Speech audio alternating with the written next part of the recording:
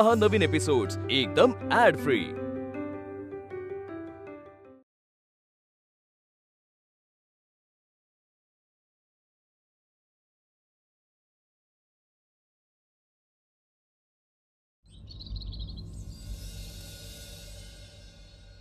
आता आपण काय करायचे? मला तर उमा आत्याला मदत करायची आणि मी ती करणारच। मला उमा आत्याच्या चेहऱ्यावर हसू आणायचे आहे। अहो पण ते खूप कठीण आहे। म्हणून काय झाले? आपण निश्चय करायचा। आई म्हणते निश्चयाचे बळ, तुका म्हणे त्याची फळ। हो ना, मग झाले तर? अहो नाही, तसे नाही। तुम्हाला अडथळ्यांची किंवा वाटेतील संकटांची काहीच माहिती नसते, म्हणूनच तुम्ही असे म्हणता, किंवा म्हणूनच तुम्ही त्या रात्री बेधडकपणे सगुणा गाईला आणायला गेलात इमामवाड्यात। तसे असेलही, पण उमा आत्याला मदत करण्यात काय अडथळा आहे? अहो तुमच्या उमा आत्याचे लग्न झाले आहे, आता वल्लभ पंतच तिचे पती, आणि आता बाळकृष्ण दादाशी ती लग्न कशी करणार? पण वल्लभ पंतांनी आधी 3 लग्न केली होती ना, मग जर त्यांना चालते तर उमा आत्याला का नाही?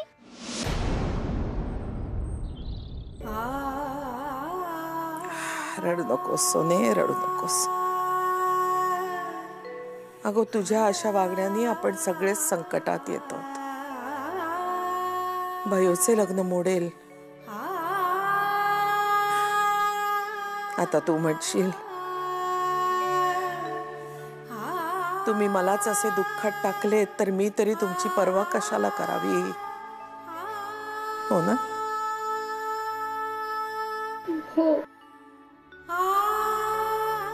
अगो परमेश्वर प्रत्येकाच्या वाट्याला काही ना काहीतरी दुःख देतोच। जगण्याची आणि परमेश्वराची किंमत कळावी म्हणून। आता तूच बघ, मी, सुभद्रा, राधा, नर्मदा वरवर सगळ्या सुखी दिसतील, पण प्रत्येकीच्या दुःखाचा रंग वेगळा असतो। त्यामुळे तुझे औषध मला आणि माझे बयोला असे नाही नको होत। प्रत्येकीला आपापला मार्ग आपणच शोधावा लागतो। तुझे हे वागणे पळपुटेपणाचे लक्षण आहे। पुरुष याला बंडाचेही नाव देतील, आणि सासरी तुझा छळ होण्याला हे एवढे एक कारण पुरेसे। घाबरवत नाहीये तुला, वास्तवाची जाणीव करून देते। आयुष्यात पळवाट अवलंबू नकोस। पळवाटा स्वार्थी पुरुष अवलंबतात। जी संकटांना तोंड देते ती खरी सक्षम स्त्री असते। दैवाने फटकारले तरी स्वकर्तृत्वाने निस्तरते ती खरी स्त्री। तुझ्या नशिबी म्हातारा नवरा आला। बाळकृष्ण आला असता तर सोन्याहून पिवळे होते, पण नियतीच्या मनात तसे नव्हते हो। आता जोगांचे घर हाच तुझा स्वर्ग। अगो नरकाला स्वर्ग बनवण्याची ताकद फक्त स्त्रीमध्ये असते, हे लक्षात ठेव आणि तशी वाग। तुझे आयुष्य तुलाच सावरायचे हो।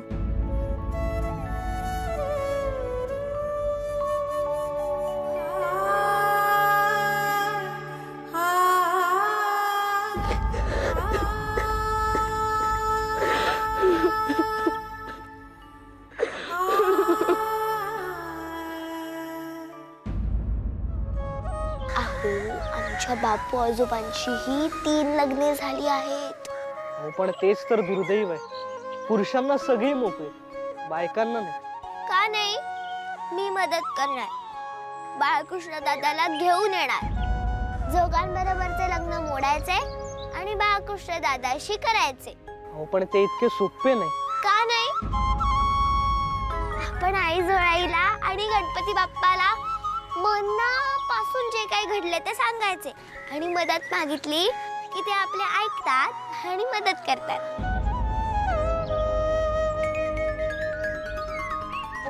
तसे असेल तर मी नक्की करीन तुम्हाला मदत। खरेच? हो।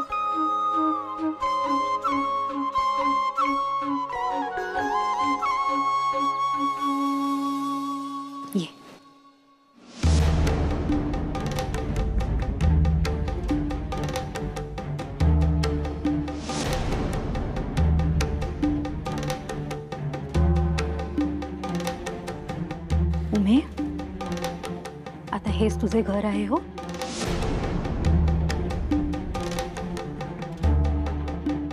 प्रेमाने वागलीस ना तर सारे काही सुरळीत होईल. अगो, साऱ्याच मुलींना जड जाते सुरुवातीस, पण हळूहळू रुळशील हो. काळजी करू नको. वल्लभ पंत, झाले गेले विसरून जातो. उमा आता नीट वागेल. तक्रारीस जागा ठेवणार नाही तुम्हाला ती. मी क्षमा मागतो परचूर यांच्या वतीने. असू द्या उमे.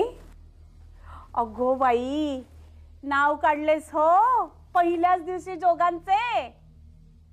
शरम नाही वाटली तुला असे वागताना?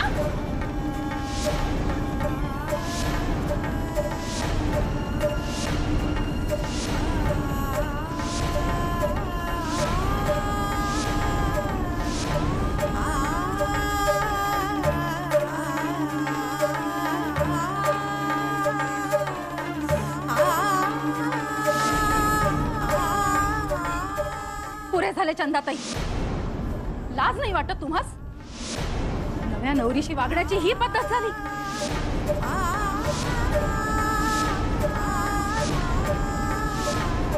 तर आधीच वयाने लहान असलेल्या मुलीशी लग्न केले आहे. त्यात लाज बाजूस ठेवून तिला मारहाण करताय.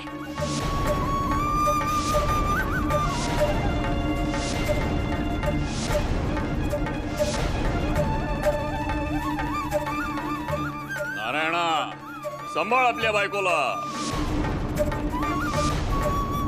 यांना नाही, आम्हाला उलटून बोलते ती.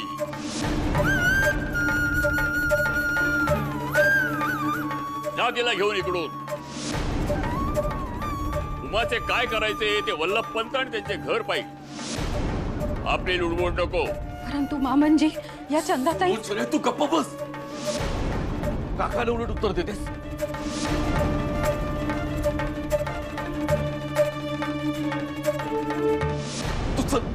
चल आली तू.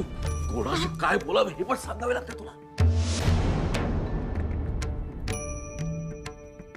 दादा, हिला अशी मोकाट सोडली ना तर डोक्यावर मिरे वाटेली. हिला चांगली चापकानेच फोडून काढली पाहिजे, तरच तिच्या डोक्यातले भूत उतरेल. नको को चंदे, नको तिला बोलू. आली आहे ना ती परत. मुलासारखे जपेन असं तिला वचन दिले मी. नको तिला बोलू. छान. असे वागलात की झाले तुमचे कल्याण. राहिला तुमचा वचक.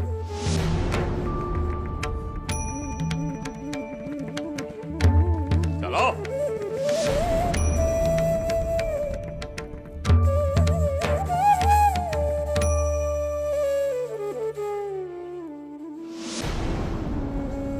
चल, आता चांगला चिंगा दाखवते तुला. चल अगं, चल म्हणते ना मी. चल चंदा, मी काय करू, काय करू? जन्माची कटकट करून ठेवले या उमेनं. केली ना पाठवणी उमेची समजूत घालून. आता का बडबड करताय? ती कार्टी गप्प बसेल असं वाटतं तुम्हास? ठिणगी टाकून ठेवले तुम्ही तिच्या मनात. आता आगीचा भडका होत राहणार ध्यानी मनी नसताना. या सुभद्रेने सगळा खोळ घालून ठेवलाय. बाळकृष्णाला समजवत होते मी. गेला असता समजुतीने तो. तुम्ही उमेशही समजावून दिले नाहीत मला. त्या नारायण सानेने बाळकृष्णाच्या डोक्यावर काठी हाणली. देशासाठी प्राण पणाला लावणाऱ्या त्या चिमुरड्या मुलाला तूही मारलंस नारायणा. तुझ्या वडिलांना हे अजिबात आवडले नसणार. लाज वाटली मलाही. तेच सांगू नको साई. मुळात आमच्या अपरोक्ष तुम्ही त्याला आसरा दिलातच कसा? का? तुम्हीच काय ते करते आणि बायका काय वेड बिगार. घेतला तुमच्या अपरोक्ष एक निर्णय. तर काय आभाळ कोसळले? पण आम्हाला कळू दिलं नाहीत. त्यात ती उमा त्याच्याबरोबर लग्न करण्याचे स्वप्न रंगवू लागली आणि त्याला या माझ्या बायकोची फूस होती हे कसे पटावे? मी सकाळी सांगितलं ना, आता हा विषय बंद करा. आपलंही काही आयुष्य आहे की नाही? उमा मेली आता आपल्याला. परत जर ती इकडे आली तर तिला उभी करायची नाही.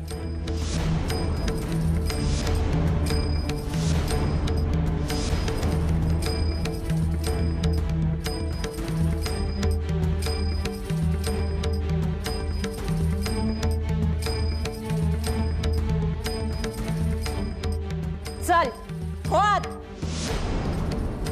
तुझा शहाजोगपणा इथे चालायचा नाही हो.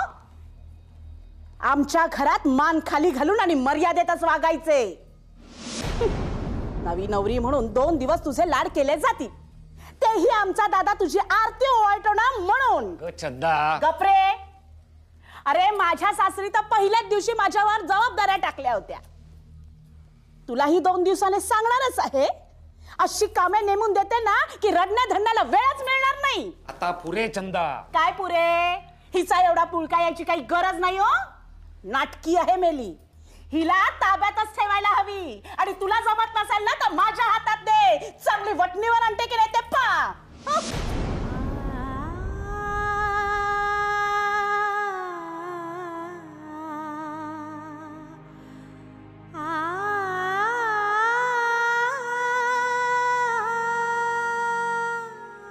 हे पहा उमे, एवढा राग बरा नाही. तू खूप आदळापट केलीस, रडलीस, पळून गेलीस. पण काय झाले शेवटी? लग्न झालेच ना. आणि बायको म्हणून आता माझ्या समोर बसलीयस. तेव्हा प्रिये, मागचे सगळे विसर, डोळे पुस आणि नव्या आयुष्याला सुरुवात कर.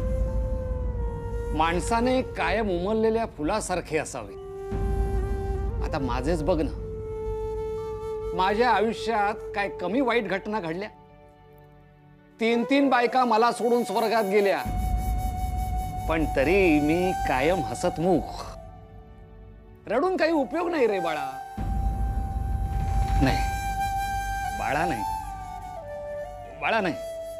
आता तू माझी पत्नी आहेस, तेव्हा रडणे बंद कर आणि आपल्या संसाराला लाग. त्यातच तुझे हित आहे.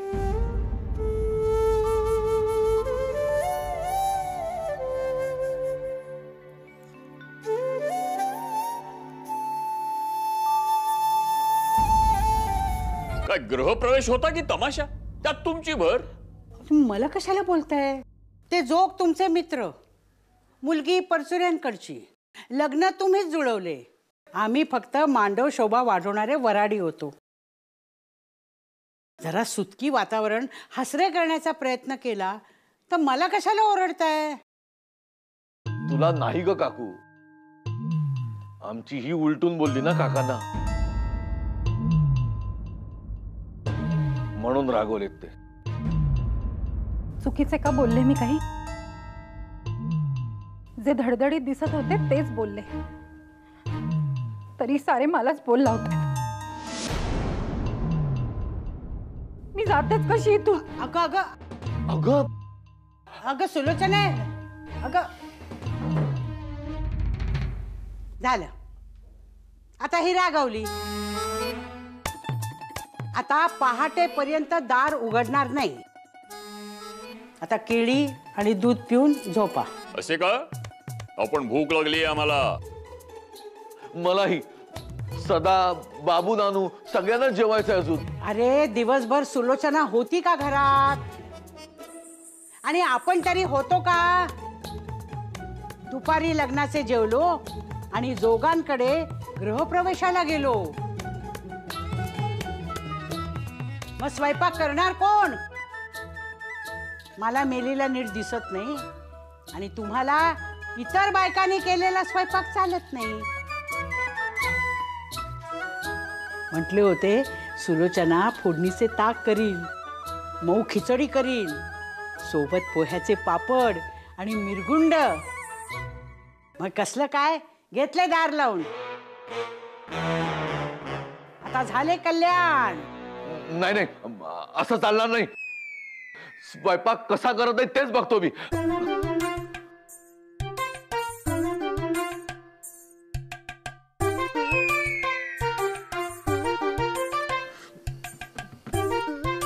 सुलोचने, सुलोचने दार उघड. भूका लागल्यात सगळ्यांना. बाहेर ये आणि स्वयंपाक कर ना. नाही करणार.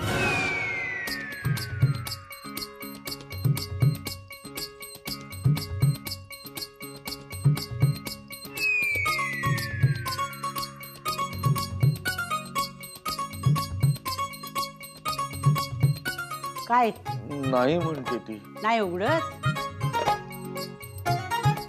हा सदा काळोखाला घाबरतो आणि हा बायकोला. म्हणून म्हणते केळी सोलून आणू का. सोलता यायचा दामास. आम्हाला जेवायलाच नको, भूकच मेली आमची. मी करेन ना स्वयंपाक.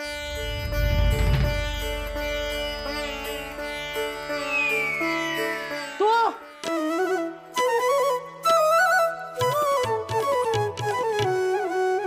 सानी सारे रे ग सानी सारे सानी सारे रे ग सानी सारे रे ग सानी सागरे मगरे. काका सानी सारे रे ग सानी सारे रे ग सानी सागरे मगरे सानी सा. दादा रघुनाथ, दादा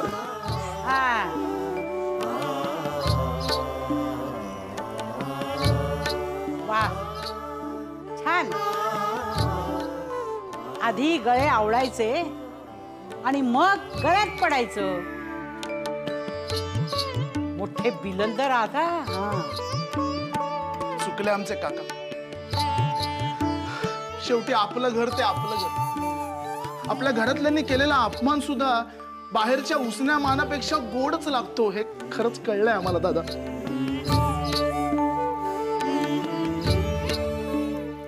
फार दुखले ना. चला शेवटी अक्कलदाड आली म्हणायची.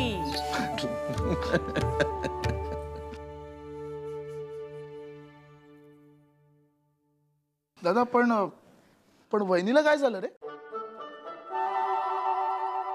आई रागवली आणि बाहेरच येत नाहीये आणि स्वयंपाकही झालेला नाहीये अजून. थांबा, आता येईल बघा. आता ही कशाला झाली तिकडे.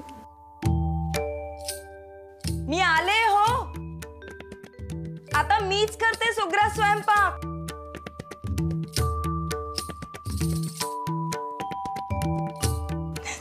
आता गंमत बघा. गंमत पण आहे. काय कोण.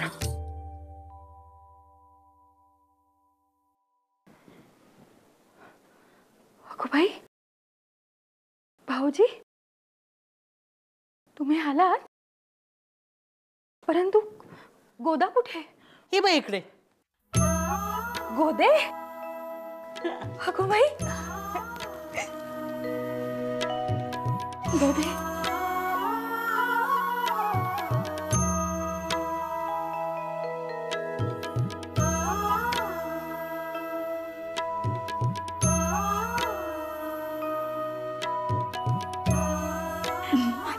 होय, फार आनंद वाटला हो.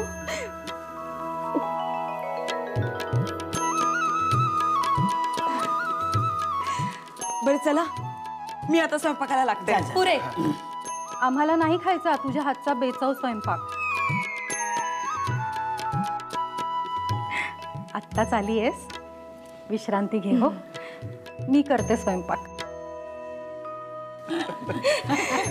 चला, आमची भूक परत आली. जेवा वयास हवे. आता पोटभर जेवा.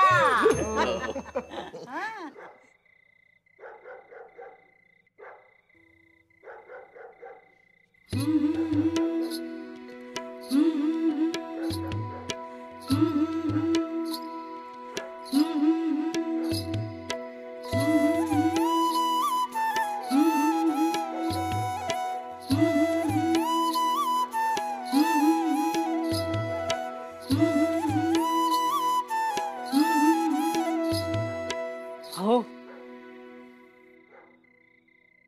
अहो अहो इकडे